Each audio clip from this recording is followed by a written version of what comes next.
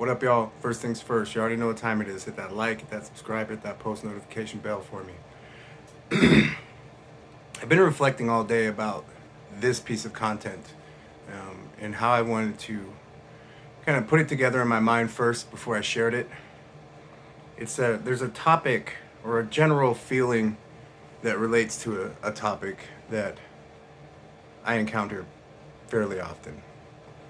First, I'll share with you a statement a friend of mine shared with me regarding nutrition.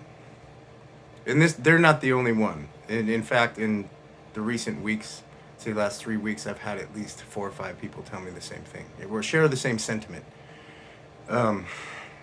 This person's statement to me was, when we were talking about nutrition, was that, I started my fitness journey probably around 3 years ago.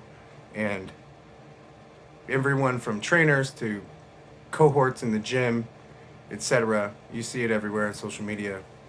It's always drilled into our heads that nutrition is the most important, one of the most, if not the most important facet of fitness and achieving physique goals, etc. They said that they'd heard that from trainers and cohorts alike for at least the last 2 or 3 years, and it never landed. I can relate to that for sure. I mean, it doesn't have to be topics specifically related to fitness. It can be with anything. If you're not ready to hear a message, it's not going to impact you the way that it should or that you hoped it would earlier. There's that, and then I think there's another aspect to that which has more to do with the messenger and the way that the message is delivered. I think that there is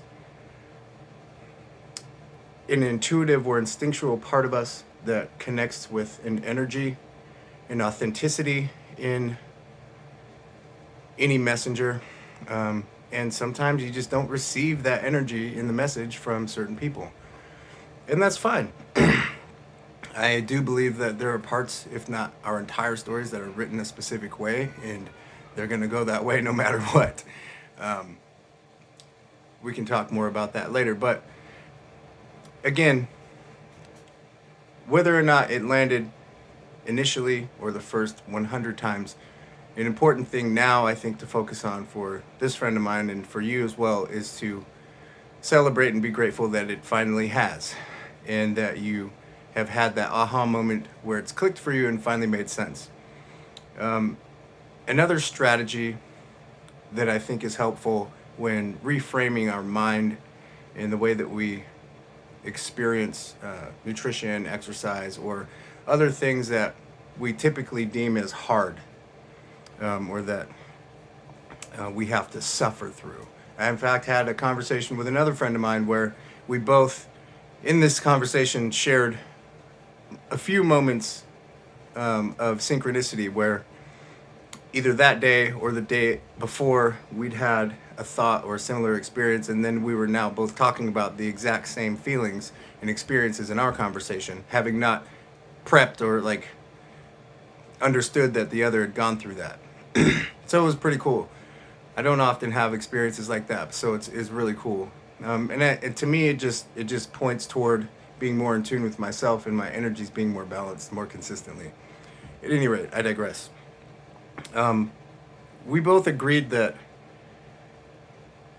so much of our lives and opinions are flavored by hustle porn and suffer until it's greater later and all this other stuff, when I don't know, I'd say 99% of the time, and that's not a liberal estimate, I don't suffer with the work that I put in. I legitimately enjoy waking up early. I legitimately enjoy, words are hard again, prepping food, the whole process of coaching and being coached, and nutrition and planning and preparation. It gives me a distinct sense of control, and I think that's especially important for me in my psychology, as it taps into a traumatized part of my brain, by way of addiction. Addicts often have this function where, especially in times of chaos, AA or example, active addiction, we have a need, a strong need, like a visceral desire to control as much of our direct environment as possible. Fitness and nutrition and food prep and routine give us that structure. And that same structure and routine and control over those variables is afforded to everyone. Where I'm going with this is, it is a choice. We make a choice whether or not, or we make the choice how we are to respond to things in our lives and how we experience them, right? Because our experience, literally all of it happens here. Whether we're stimulated here, orally, auditorily, visually, whatever, it all happens here. It's all processed here. So it's not that you'll see many people, I'm not saying that it's impossible, but from my experience, I didn't have, or I can't point to anyway right now, any moment where it just clicked and I decided, I like all of this. Like an example is math. I'm terrible at math. I can count money and pay bills. But math teachers historically, and over, and I think it's something that they all say to each other about students, but, or maybe they believe it, but you know, if you tell yourself you enjoy math, it never worked for me. And that circles back to my point again. I don't know that you'll have an experience where you'll say, I love food prep, I love working out.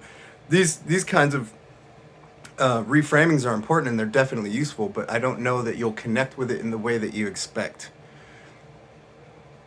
What I see happens more often than that is